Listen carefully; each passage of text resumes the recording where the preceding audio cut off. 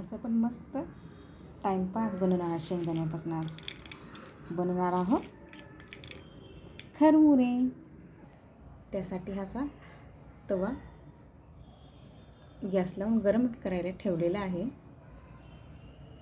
तेव्हा ठेवला की यावरती आपण शेंगदाणे टाकून घ्यायचे। वाटीभर शेंगदाणे घेतलेले आहे। व्यवस्थित असं मस्त पसरून ठेवूया। एकदम स्लो गॅस ठेवायचा।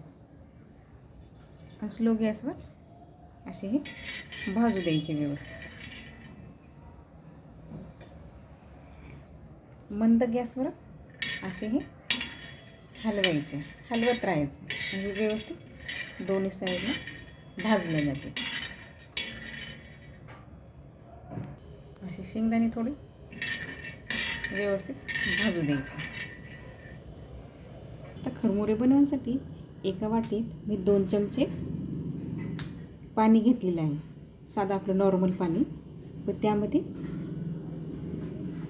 अर्धा चमच मीठ टाकायचं आहे आणि व्यवस्थित हे मिक्स करून घ्यायचं आहे।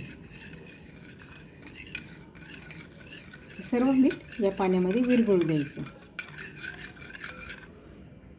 पाण्यात मीठ विरघळलेलं आहे पूर्ण,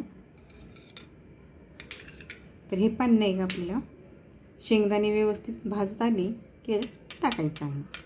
थोडे लालसर व्यवस्थित भाजले घ्यायचे आपले शेंगदाणे। अशाच प्रकारे आपण थोडा अजून भाजून घेऊयात। आवाज येत आहे शेंगदाण्याचा भाजलेले आहेत म्हणून।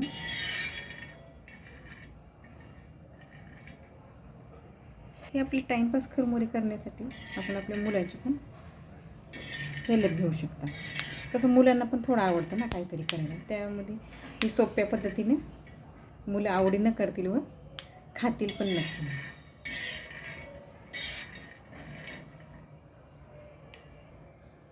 एकदम मंद आचेवर भाजलेले आहे। कसं आवाज आले की समजून घ्यायचं की आपले हे व्यवस्थित शेंगदाणे भाजलेले आहेत। मस्त खरपूस भाजलेले आहे, तर त्यामध्ये आता आपण हे बनवलेलं नाही का मिठाचं पाणी टाकायचं आणि लगेच हळून घ्यायचं आहे उलटण्याने। ते यावरती आता आपण हे मिठाचं पाणी सोडून घ्या, लगेच हे सर्व हलवून घ्यायचं आहे।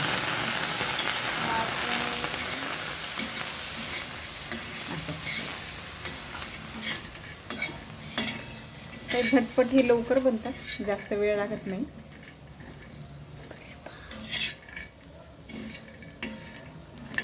फक्त की हे भाजण्यासाठी त्याला थोडा वेळ लागतो, 5 मिनिट।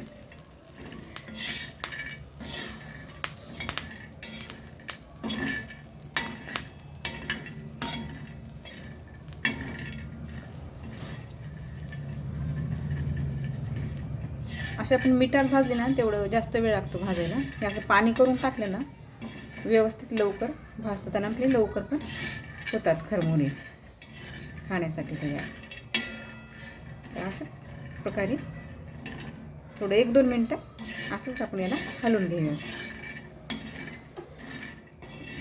अजून जास्त क्रंची होते। शक्यतो खरमुरे करताना नाही का तव्यावरच करा। तवा कसा आपला जाड पण असतो आणि व्यवस्थित हीट लागते आणि त्यामुळे व्यवस्थित भाजल्या जातील हे शेंगदाणे।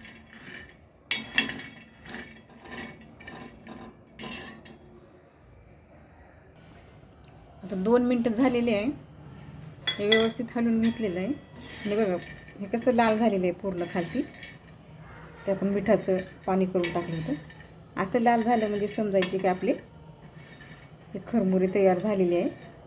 तर आपण असं गॅस बंद करूया आणि खरमुरे नाही का याच्यावरच असे राहू द्यायचे 1-2 मिनटं, अजून जास्त छान क्रंची होतील याच्यावर। गॅस बंद केलेला आहे